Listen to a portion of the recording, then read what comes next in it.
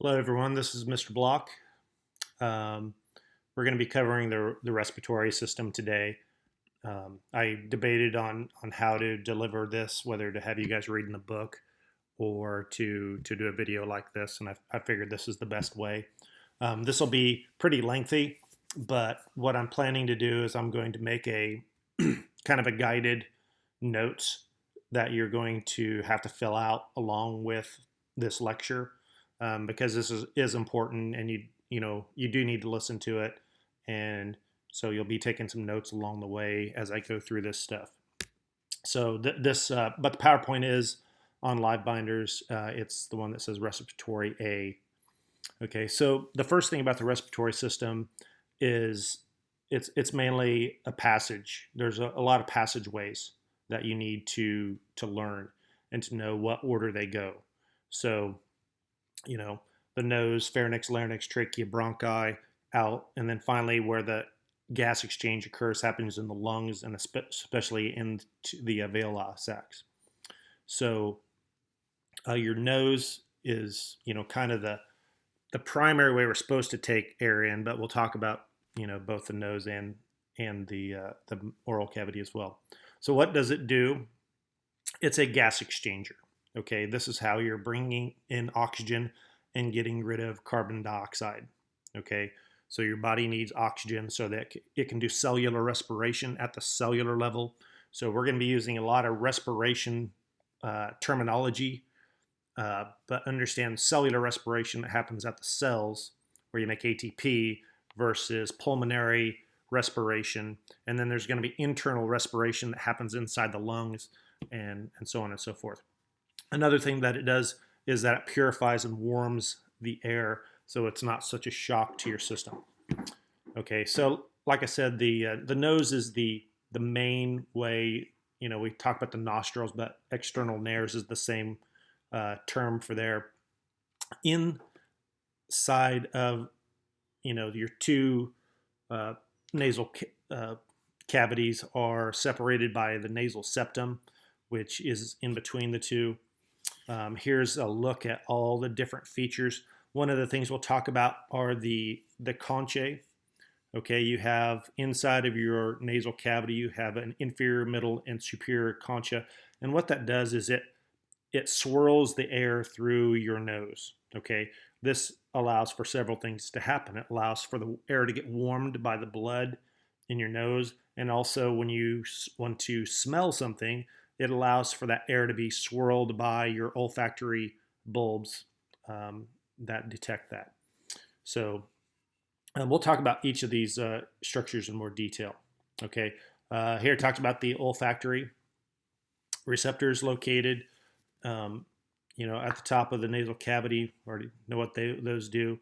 We talked about moistening the air. Another thing that it does is it traps foreign particles. So your nose especially produces a lot of mucus, and that sticky substance catches a lot of foreign materials that you don't want into your lungs. If you've ever been in a really dusty room and breathed and then you blow your nose afterward, it's not the most pleasant thing to look at because you see all the stuff that you caught, and that's a good thing though because you don't want that in your lungs. Okay, here it talks a little bit more about the conchas, and it also talks about the hard and soft palates that separate the nasal and the oral cavity. Okay, you also have sinuses that are involved with your respiratory system. We've already learned those: frontal, sphenoid, ethmoid, and maxillary. And basically, they serve the purpose of several different things. They lighten the skull. Imagine if that was all thick bone, how much heavier your head would be. It acts as a resonance chamber. So if you've ever heard your voice, like if you pinch your nose off, it automatically changes your voice because are no longer the air is no longer going through those resonant chamber. And obviously your sinuses, sometimes whether you want it to or not, make a lot of mucus production. Okay, so from there we have when we go back into the nasal cavity, into the pharynx, it can be split into three different parts. The part directly behind the nasal cavity is the nasopharynx. Lower than that is the oropharynx, and then you have the larynopharynx, where the larynx is. And so these, the oro and larynopharynxes, are both air and food, which is really not the best way to, you know, if we were planning the body out a little bit better, that's probably not the best situation. And obviously a lot of people choke and die. In your nasopharynx, we've already talked about the auditory tube that goes between your ear and your nasopharynx, and that's what allows you to equalize pressure. So when you go in the mountains, your ears will pop, and that's what that's for. And you have your tonsils as well, and sometimes those get inflamed, and you have to have those taken out. Okay, in your larynx, you have your voice box, and I'll have you guys watch a video on your voice box, but basically they are muscles that are across the opening, and you can create different pitches by making those vibrate at different speeds. And then we use our mouths to enunciate and make our different sounds, which, when we look at us versus like a chimp, we have a lot more ability to do that. So guys can have a deeper voice, obviously, more of a bass, and they have more muscular vocal cords, which allow them to get them deeper sounds. And also, that's why males have an Adam's apple. It's because of this this hyaline cartilage. You can imagine it's like a corrugated pipe that protects that area. You don't want to get hit in the throat and die. So that's what that rigid hyaline cartilage does. And it's thicker and stronger in guys, and that's what the Adam's apple is for. You also have the epiglottis in there that we talked about during the digestive system. That helps you not breathe your food.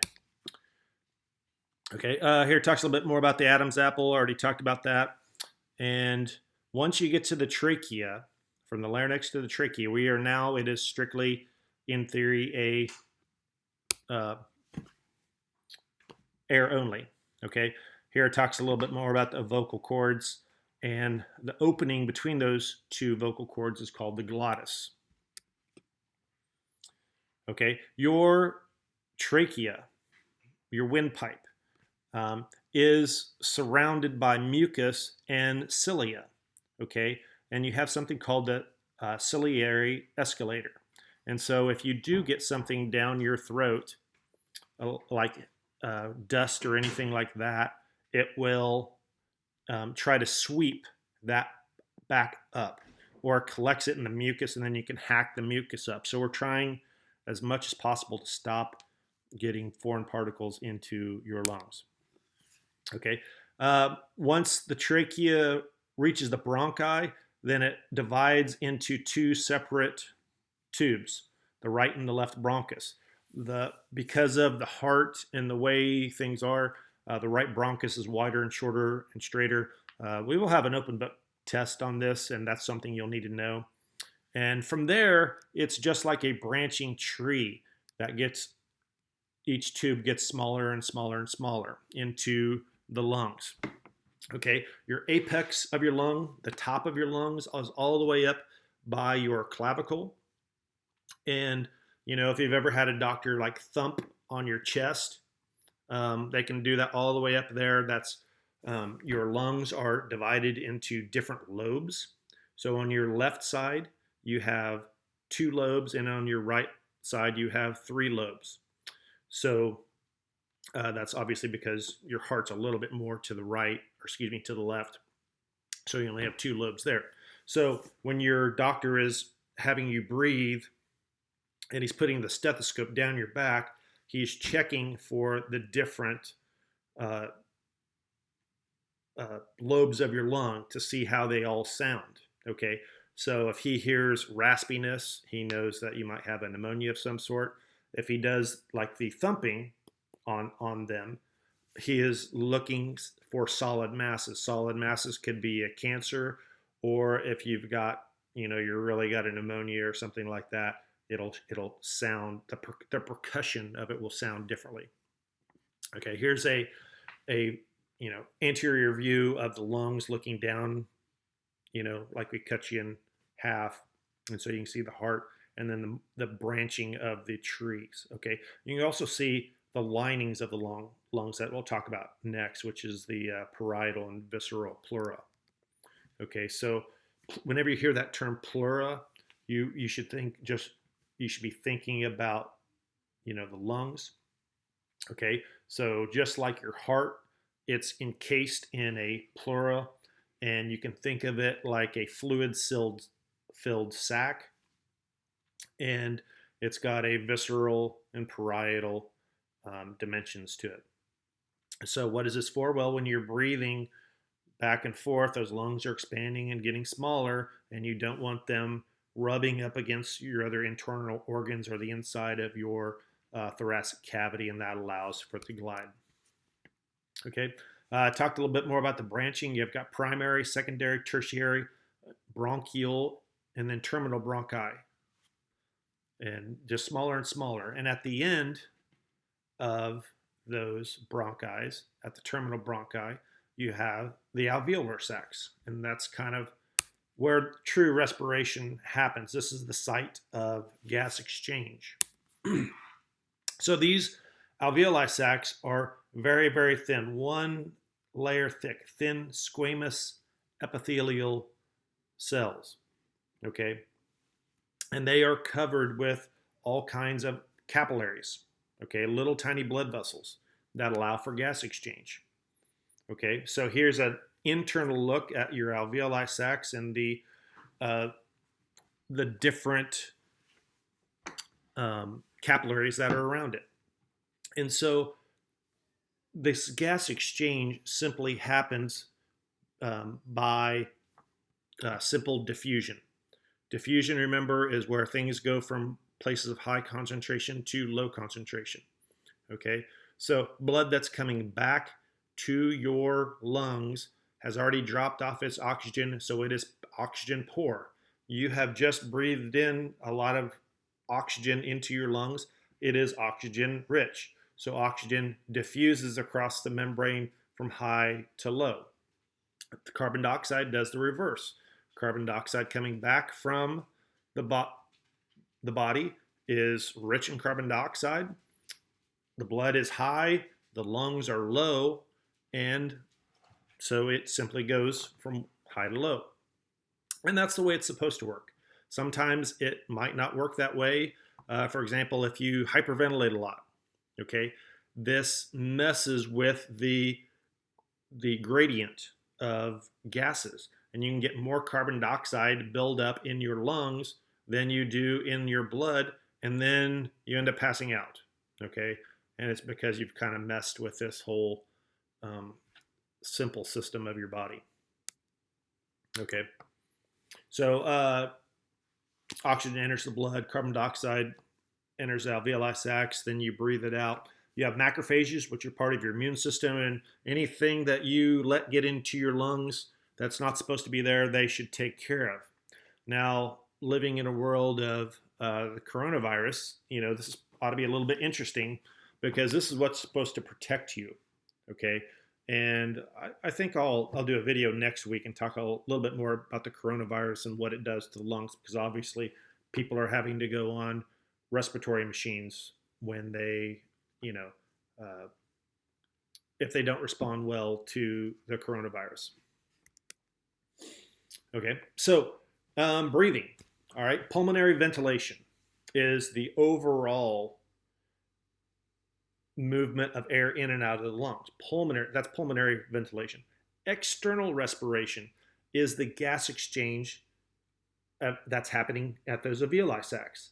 We'll also talk about internal respiration that will happen at the cells. So there's a lot of different things that are confusing. Okay, so once again, there's internal respiration, which is between the tissues and the capillaries. Okay, pulmonary ventilation.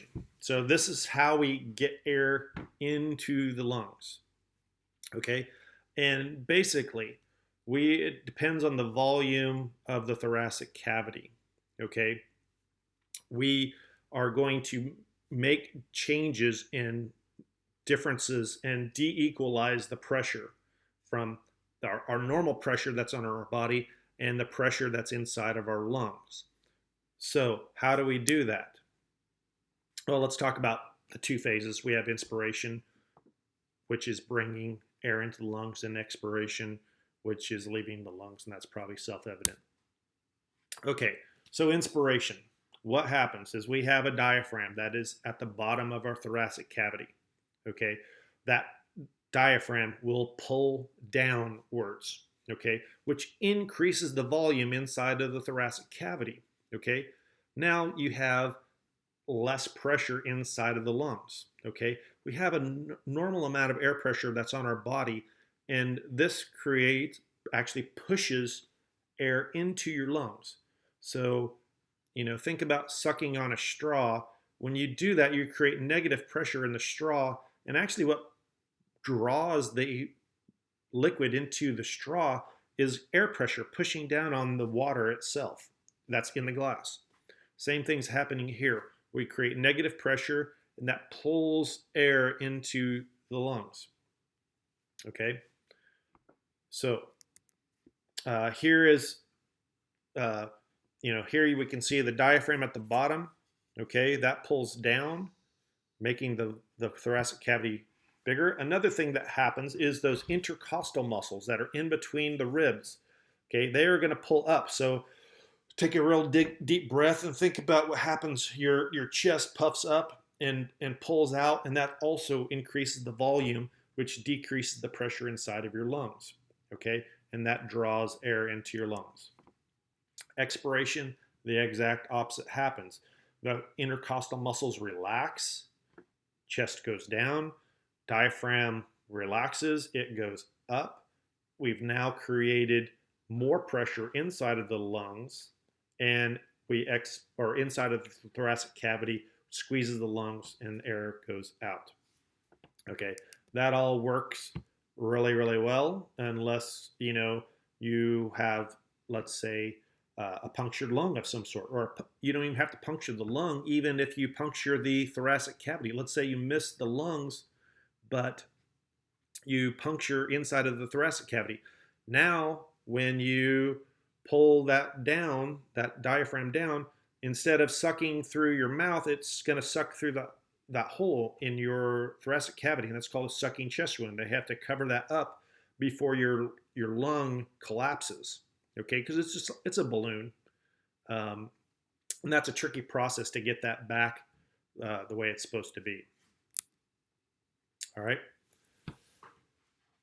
So once again, it's the differences in the pressure between the pleural space, and once again, this is what keeps the lung from collapsing, the intrapleural pressure. All right. Now, some other things that occur with, air movement.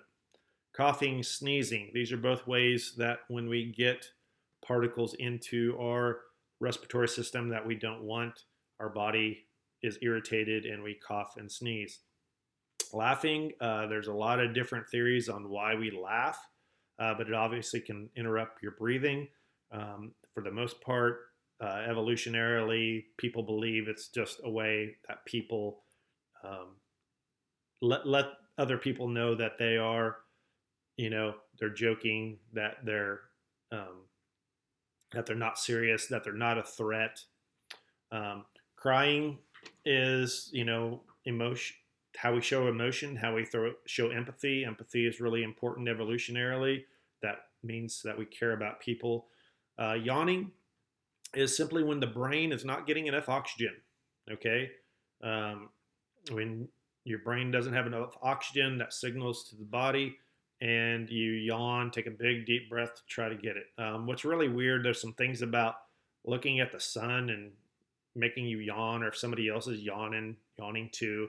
It's another one of them evolutionarily empathy sort of things. One person yawns, they're tired, you show you're tired as well. Hiccup, that is a spasm of the diaphragm muscle. Okay, so that it's just like getting a spasm in your arm, but it's in your diaphragm, and it's annoying, but goes away. Okay, normally we do a lab where we would measure your tidal volume, okay, and some other aspects. So imagine you're just breathing normally, in and out, just normal. Okay, this is what's called your tidal volume. Think about the ocean, waves going in and out, nice and easy tidal volume. It's about 500 milliliters of air. Now, obviously, depending on a person's size and sex and age, men have bigger lungs generally. They're going to have a little bit bigger tidal volume, and also your physical condition. Okay, now the residual volume, okay, there's still another 1,200 milliliters of air that you aren't inhaling or exhaling, or that's still left in your lungs at that point. Okay, if you, let's say you breathe normal out, and then let's say you tried to squeeze, we have all done that where you hee and try to get all the air out of your lungs. That's getting a little bit more of that residual volume of air. Okay, uh, inspiratory reserve volume. Okay, the amount of air that can be taken in forcibly over the tidal. So that's that little extra that I was just telling you. So normally we do 500. If I really, really tried to bring in as much as I possibly could, inspiratory, that's another 21 to 3,200 milliliters that you could take in. Okay, expiratory reserve is the amount of air that can be forcibly exhaled. So if I tried to exhale every single bit of air out of my lungs, that's 1,200. Even if you try, there's no way to get all the air out of your lungs. Okay, because there's a residual volume. So this is the air that remains in the lungs no matter how hard you try, and it's about 1,200 milliliters. I have these really big long bags that you breathe into, and you breathe different ways, and then you can measure them, but obviously we won't get to do that. Okay, so your vital capacity is your tidal volume plus your inspiration reserve volume and your expiration reserve volume. Okay, vital capacity. That's if I breathed in everything I possibly could and breathed out everything I possibly could, that is your vital capacity. All right. All right. All right. I don't think we need to talk to you about that. Here's just a kind of a look at those. See, in yellow, you see tidal volume. You take a really big deep breath, you can do up to 3,100 milliliters more. If you really try to press it out as much as you possibly can, you can get another 1,200 out. And no matter what you do, there's a 1,200. So your total lung capacity is about 6 liters or 6,000 milliliters, and your vital capacity is around 4,800, 4.8 liters. All right. I have one more set of slides to go through. Sorry. But I want to do this all at once.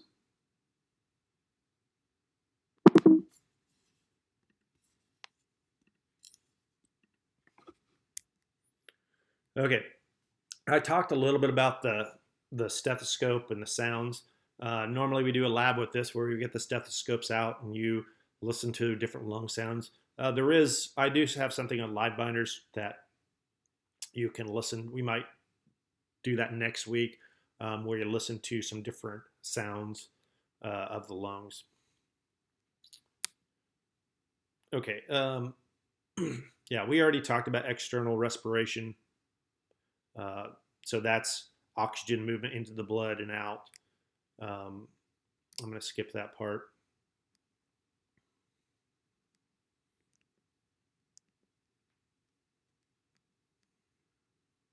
Okay, we already talked a little bit about internal respiration. Internal respiration is between the blood and the body cells. So once you've taken in the oxygen into your blood, the cardiovascular system takes that oxygen all the way to every single cells. And then you're also going to have a diffusion happens. And once again, this is a simple diffusion situation. So here, this is looking at, like here we are just looking at, tissues of the body, okay, and red blood cells dropping off its oxygen to those cells and carbon dioxide being brought, and that is internal respiration. And this is just a look at the overall everything, the different things that are occurring. Okay, how is your breathing controlled?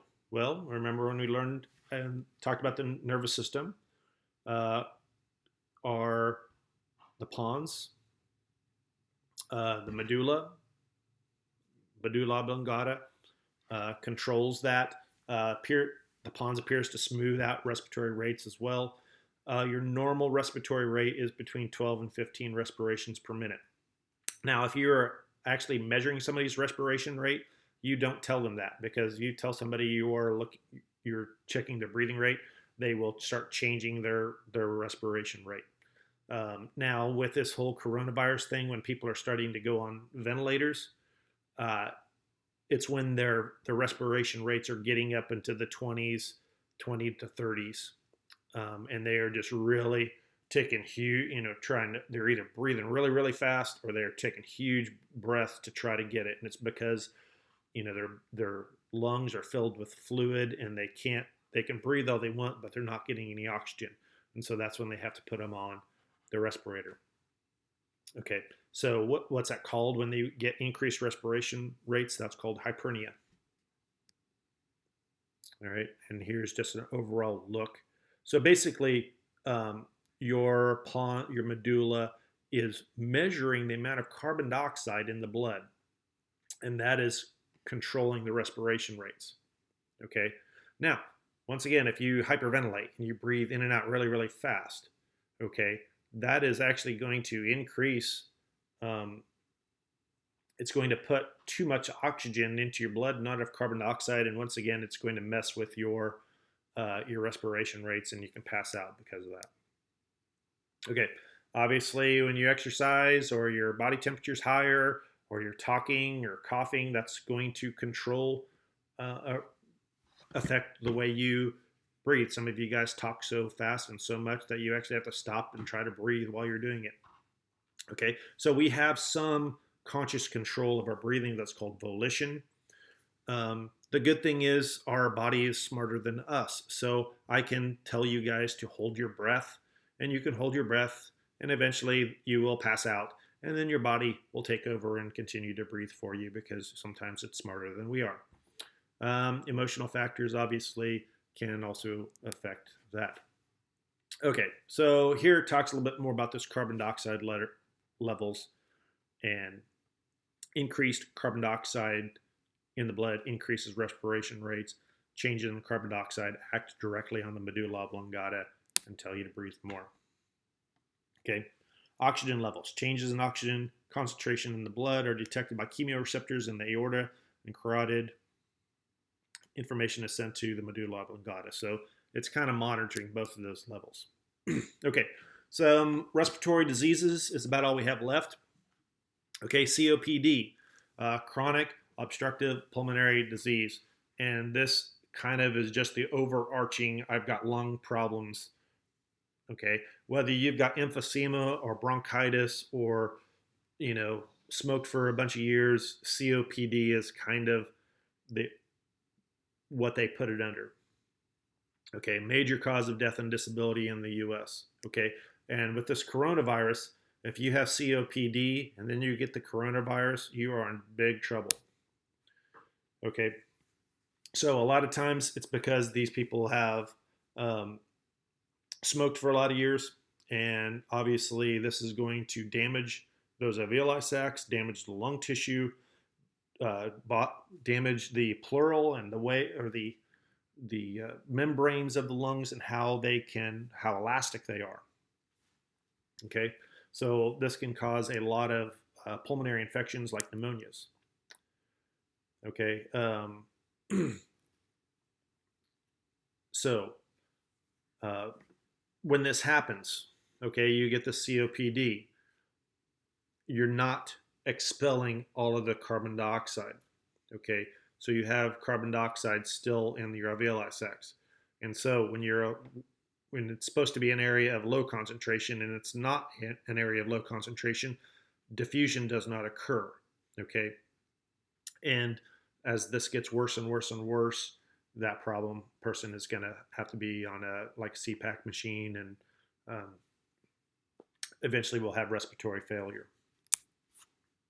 Okay, emphysema is when the alveoli sacs adjacent chambers break through, and you get chronic inflammation in the lungs, fibrosis, airways collapse, labored breathing, overinflation of the lungs. You get what's called this barrel chest because they are just always just taking this huge breath, and eventually they can get cyanosis, which is basically cyan, the color cyan. They kind of look blue basically because they're not getting enough oxygen. Bronchitis can be caused by a lot of different things, but basically inflammation of those bronchial tubes. And a lot of people that have asthma, this is, it's some sort of chronic bronchitis. But when those tubes where the oxygen is supposed to be going through get constricted, it's never had it happen, but that would be a really scary situation because you are trying to breathe and those are constricted, and it impairs your ventilation and a gas exchange, causes hypoxia. So you're going to start breathing harder, and you're still breathing harder, and you get cyanosis, and not a good situation. Okay, so here's just the whole, overarching. You smoke or live in an area with lots of air pollution like China, and you constantly get these inflammations and irritations, you're going to get chronic bronchitis and possibly emphysema, or have COPD and eventually lead to respiratory failure. Okay. Lung cancer can not only cause COPD, it can also cause cancer or smoking. There's 3 different types: squamous cell carcinoma, adenoid carcinoma, and small cell carcinoma. None of them are good. SIDS, we really don't understand SIDS very well, but this stands for sudden infant death syndrome. But basically, this is when a healthy infant stops breathing. There's a lot of theories behind this. Whether they, whether you have them lay face down, and sometimes people worry about them getting their face in the blanket, and that could suffocate them. Some people worry about having them lay on their back because then they can vomit, and then if they can't get their lungs cleared out, they can choke on on spit up, and that's bad. So, there's a lot of different theories on what to do as a mother and father and things like that. Okay, asthma. So it's basically bronchitis, but caused by a hypersensitivity to something, whether it's something in the environment or a chemical or stress or something. A lot of times people have it more when they're young, and they kind of grow out of it. But, they give you an inhaler, and it basically helps expand those bronchial tubes so you can breathe better. Okay, we're about there, guys. Lungs. When you're born or when you're in the womb, your lungs are actually filled with fluid. So that's why when you're born, they first thing they'll do is they'll aspirate, try to get that stuff out of the lungs.